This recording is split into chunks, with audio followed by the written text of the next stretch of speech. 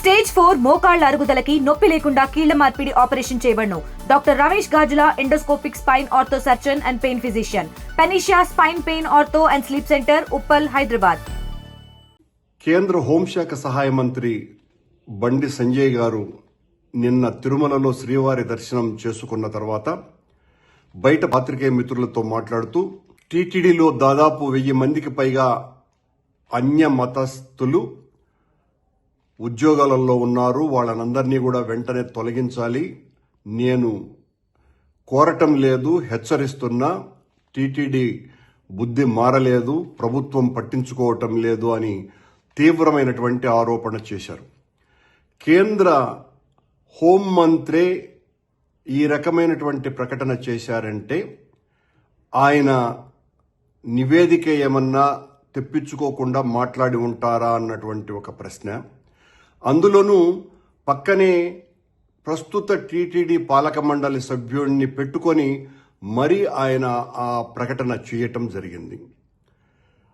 ఒక పూర్వ అధ్యక్షునిగా నేను బండి సంజయ్ గారి ఆ మాటల్ని తీవ్రంగా ఆక్షేపిస్తున్నా. ఇది వెంకటేశ్వర స్వామి ఆలయం మీద బండి సంజయ్ చేసినటువంటి దాడిలాగా నేను భావిస్తున్నా. దాదాపు 5-6 నెలల క్రితం టీటీడీ బోర్డు సమావేశంలో వాళ్ళు మాట్లాడి బోర్డు సమావేశంలోనే వాళ్ళు ప్రకటించినటువంటి సంఖ్య టీటీడీ ఈవో టీటీడీలో 22 మంది అన్య మతస్థుల్ని గుర్తించాము అని సాక్షాత్తు టీటీడీ చైర్మన్ అయినటువంటి బిఆర్ నాయుడు గారు కూడా ఆ రోజున పత్రికలలో చెప్పటం జరిగింది. TTD executive officer, TTD chairman ఇద్దరూ కూడా ఇంతమంది అన్యమతస్థులు ఉన్నారు, వాళ్లను వేరే చోటికి పంపుతున్నామని వాళ్ళు చెప్పటం జరిగింది. కానీ నిన్న బండి సంజయ్ గారు వచ్చి 1000 మంది అన్యమతస్థులు టీటీడీలో ఉన్నారు అని అంటే మీ ప్రకటన వెనుక కుట్ర దాగి ఉన్నదా? ఆలయ ప్రతిష్ట మంటగలపాలి, వెంకటేశ్వర స్వామి ఆలయ ప్రతిష్ట మంటగలపాలి. ఈ ఆలయానికి పెరుగుతున్నటువంటి అత్యంత జనాదరణ వేల సంవత్సరాలుగా ఉన్నటువంటి ఈ స్వామివారి భక్తుల యొక్క మనోభావాలను దెబ్బతీయాలా అన్నటువంటి వెనుక మీ భావజాలం ఏమన్నా పనిచేస్తున్నదా అని అందరూ కూడా ఆగ్రహిస్తున్నారు, ఆశ్చర్యపోతున్నారు కూడా. ఏ రకంగా మీరు ఆ ప్రకటన ఇస్తారు?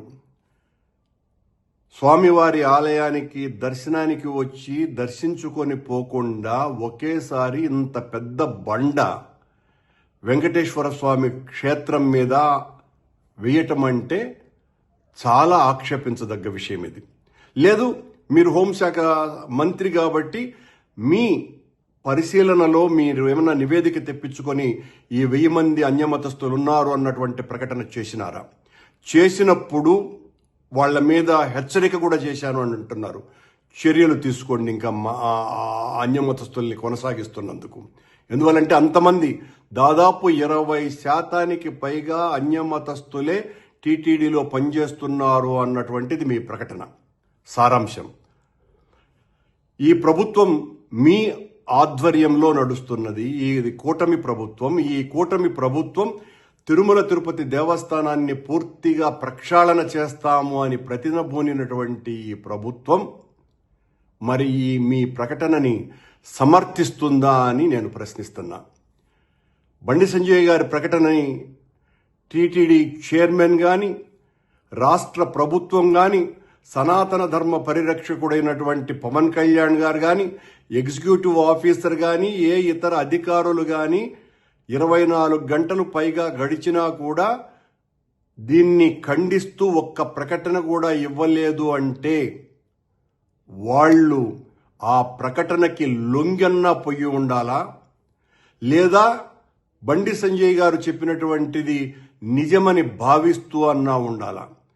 మీరే బోర్డు సమావేశంలో 22 మంది మాత్రమే అన్యమతస్థులు పనిచేస్తున్నారు అని బోర్డు సమావేశంలోనే ప్రకటించిన తరువాత ఒక కేంద్ర హోంశాఖ మంత్రి 1000 మంది అన్యమతస్థులున్నారు, అందులోనూ కూడా నేను సూచించటం లేదు, రిక్వెస్ట్ చేయటం లేదు, హెచ్చరిస్తున్నాను టీటీడీని రాష్ట్ర ప్రభుత్వాన్ని అని చెప్పటం అంటే దీని వెనుక ఉన్నటువంటి ఆంతర్యం ఏంటి?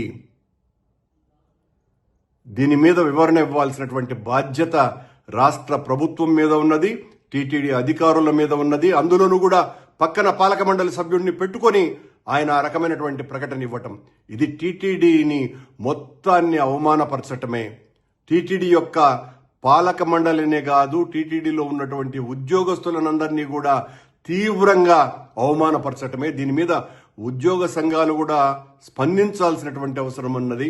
తిరుపతిలో ఉన్నటువంటి పౌరులందరూ కూడా దీని పట్ల చాలా తీవ్రమైనటువంటి బాధను వ్యక్తపరుస్తున్నారు.